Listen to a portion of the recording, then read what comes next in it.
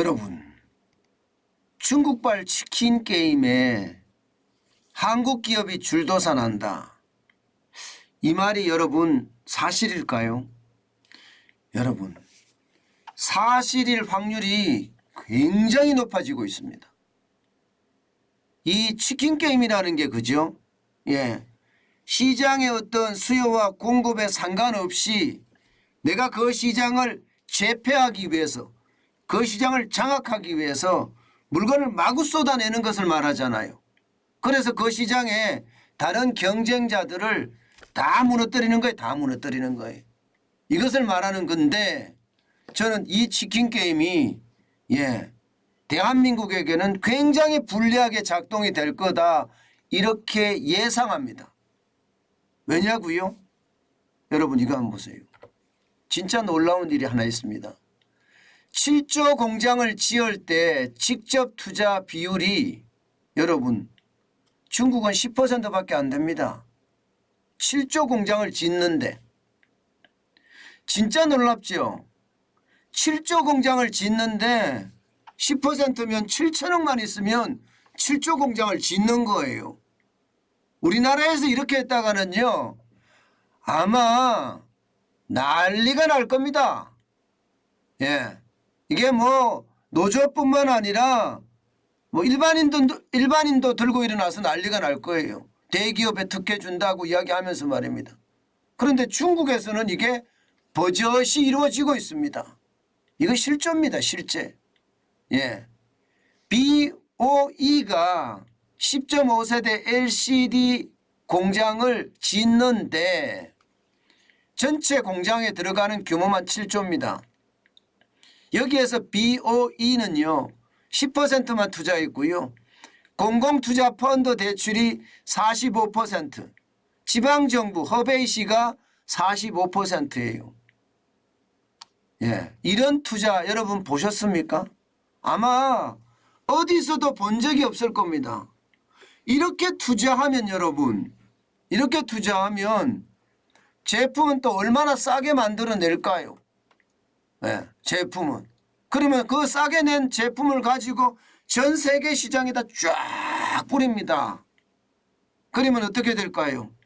시장의 분위기는 180도로 바뀔 겁니다. 게다가 말입니다. 여러분 이거 보세요. 예, 토지나 건물은 무상 지원을 합니다. 제조 설비에 대해서도 말입니다. 우리나라는 최대 해주는 게 세액공제 6% 해주는 게 다인데요. 중국은 50% 플러스 알파를 해줍니다. 여기다가 목표 수율을 달성하면 경력금도 주고요. 적자가 발생한 보조금도 줍니다. 법인세는 대한민국은 25%인데 중국은 최대 13%예요.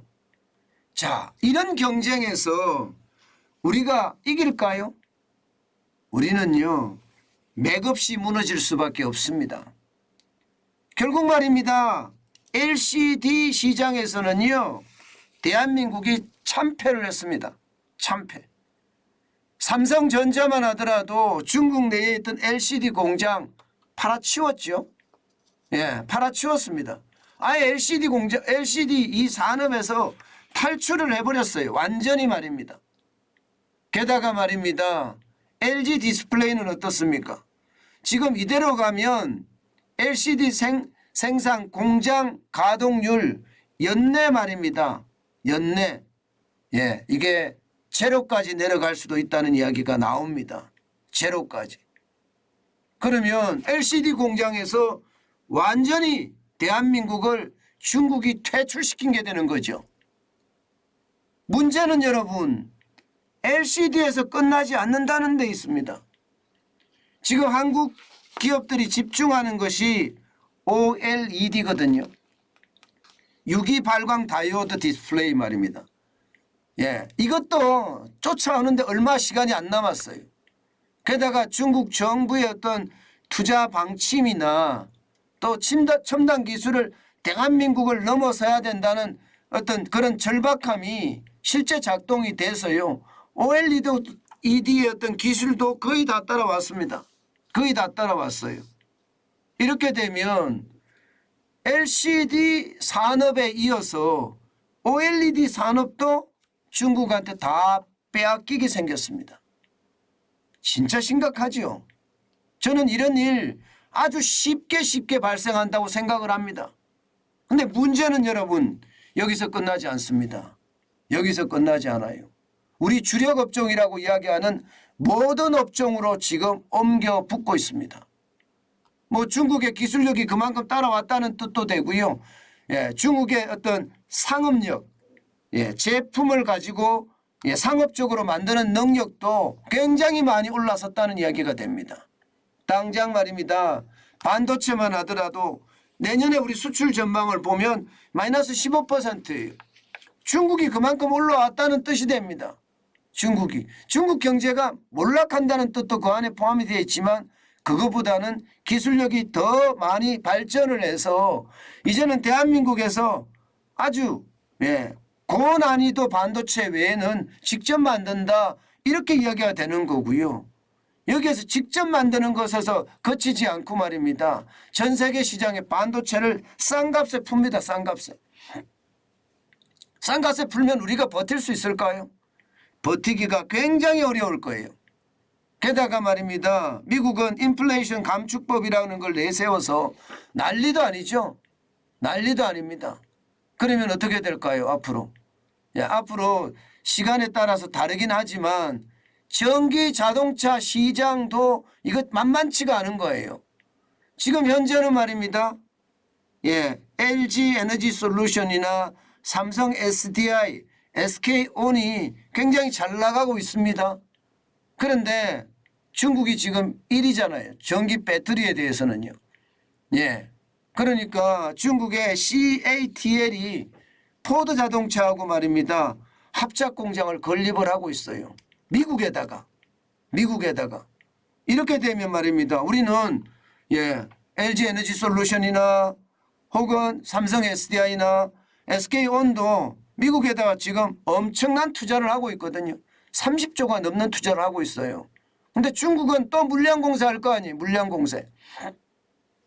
미국에서 만드는 것도 있겠지만 중국에서 만드는 걸 갖고 전 세계에다 막 뿌릴 거 아닙니다. 그렇게 뿌리면 우리 반도체 이어서 말입니다. 예, 이게 여러분 전기차 배터리 버텨낼 수 있을까요? 버티기 쉽지 않습니다. 예, 여기에다가 반도체도 지금 마찬가지입니다. 예, 중국은요. 향후에 180조 원이 넘는 돈을 투자해서 반도체의 경쟁력을 살리겠다 이야기하면서 반도체 공장을 마구마구 짓고 있습니다. 그야말로 예, 인해 전술이라고 이야기할 만큼 굉장히 많은 공장을 짓고 있고요. 여기에다가 정부가 뒤에서 엄청나게 밀고 있습니다. 반도체까지도 지금 위협에 쌓여 있다 이렇게 생각이 들 정도고요. 철강은 말해 못하겠습니까? 철강도 9.9% 줄어들 거라고 예상을 합니다. 석유화학도 마찬가지입니다. 석유화학도 말입니다. 지금 중국의 어떤 공장들이 예, 지금 석유화학 공장에 정설에 나섰고요. 내년에 말입니다.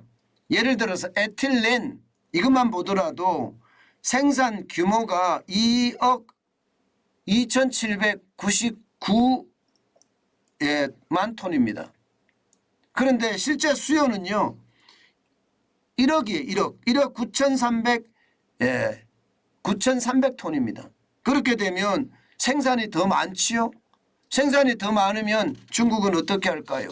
시장에다가 마구 뿌리는 그런 일이 벌어질 거다 이렇게 예상을 하고요.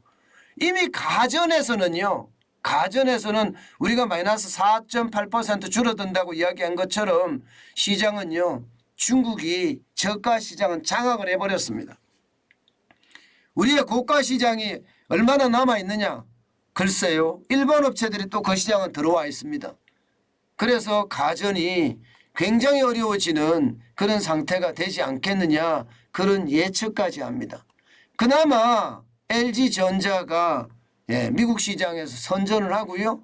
또 유럽 시장에서 선전을 하기 때문에 아직까지는 명맥을 지켜나간다고 이야기하지만 이거 내년에 가면 점점 중국의 물량 공세에 의해서 무너질 가능성도 크다 이렇게 보는 겁니다.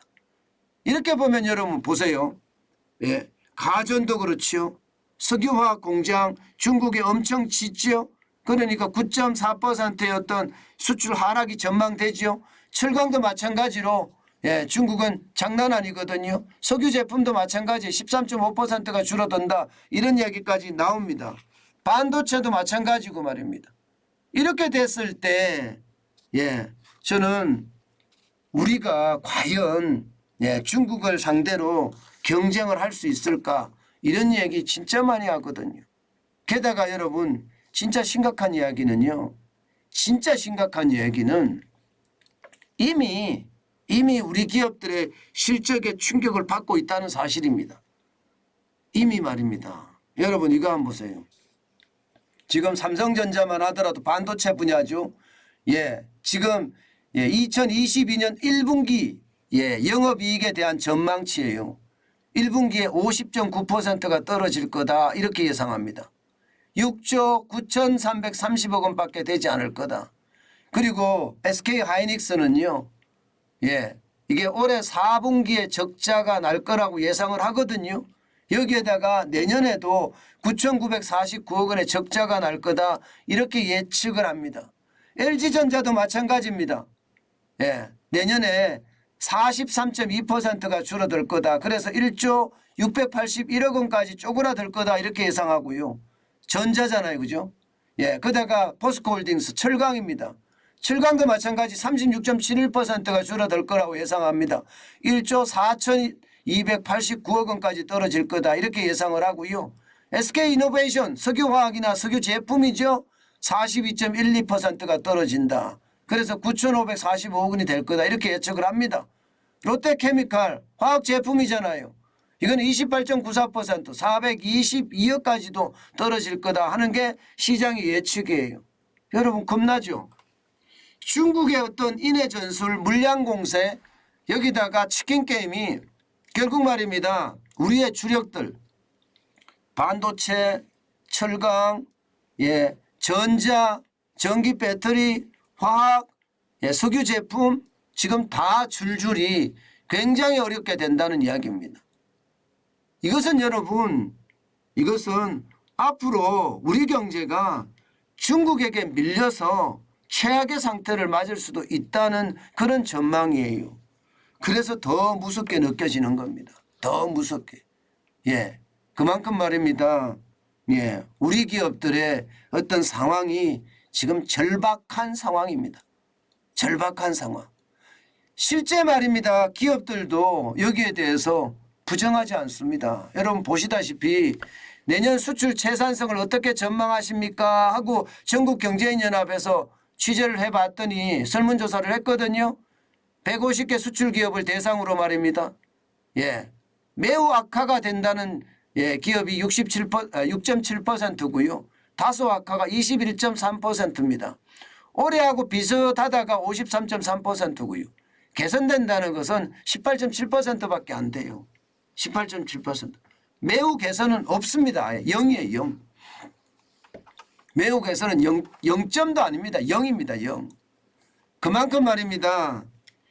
중국의 어떤 거센 도전 게다가 중국의 어떤 치킨 게임이 우리 시장 우리 기업들에게는 완전 치명타가 될 수도 있다는 그런 이야기가 되는 겁니다. 저는 줄도살이 될 가능성 굉장히 높아진다고 봅니다. LCD가 무너지는 걸 보면 충분히 그렇게 알았고요. 태양광이 무너지는 걸 보면서도 충분히 이해할 수 있었습니다. 태양광 산업에서 제대로 남아있는 우리 기업 뭐가 있나요? OCI 정도인가요? 하나솔루션 정도인가요? 나머지는요. 나머지는 이게 중소기업까지는 줄줄이 망했습니다. 없어졌어요. 게다가 말입니다. 여러분 전기 오토바이 보세요. 전기 오토바이. 우리나라 상표 보신 적 없지요? 전기 오토바이. 중국 상품이 엄청나게 많이 들어오고 있어요. 이만큼 말입니다. 중국의 기술력은 굉장히 올라갔고요. 게다가 중국의 기술력에다가 이제는 상품 개발력까지 올라갔기 때문에 그만큼 충격을 줄 수밖에 없다 이런 이야기를 하는 겁니다. 더 심각한 거요. 더 심각한 것은요. 중국의 몰락입니다. 더 심각한 것은 예, 중국이 지금 부동산이 붕괴하면 일본처럼 무너질 수도 있다 하는 그런 예측을 하거든요. 그렇게 됐을 때 중국에서 과잉 생산된 제품들 어떻게 할까요? 시장에다 떨이로 팔려고 할 거예요. 예, 그에 대한 어떤 한국 시장에 대한 위기는 굉장히 커질 수 있다는 이야기를 많이들 합니다. 결국 말입니다.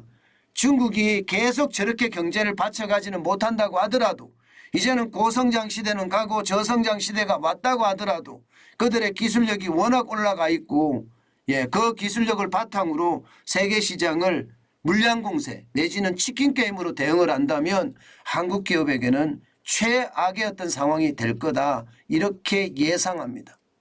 그러면 우리 기업은 어떻게 해야 될까? 우리 기업은 제가 늘 말씀을 드렸습니다. 지금 우리 기업이 할 수 있는 일은 삼성 이재용 부회장이 이야기했던 것처럼 초격차 기술을 가져가는 수밖에 없습니다. 초격차 기술은 세상에 없는 기술을 만들어내야 된다는 뜻이에요. 그래야지 1등을 계속 유지할 수 있다는 뜻입니다. 게다가 1등을 계속 유지하기 위해서 말입니다.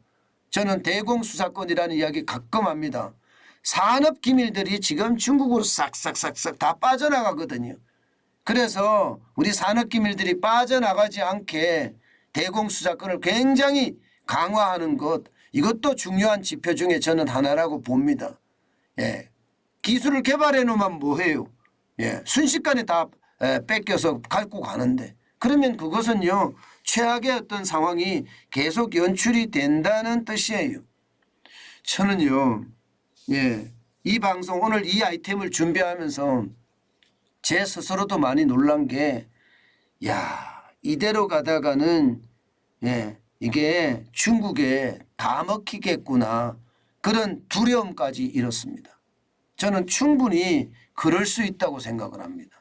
그렇기 때문에 우리가 한마음 한뜻으로 대응을 해야 돼요.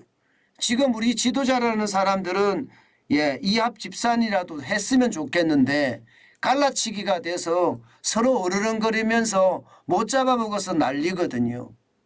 게다가 아직도 구태의연한 이념에 사로잡혀서 초부자니 부자니 가난한 자니 이렇게 나눠놓고 운동권 논리로 시장에 대응한다는 것 하루바삐 이거 빨리 개선돼야 돼요. 계속 이렇게 가다가는요 우리나라 망친 거 우리나라 지도자들이 책임을 져야 될지도 모릅니다. 그만큼 말입니다. 지금 우리 경제는 굉장히 절박한 상황에 놓여 있다.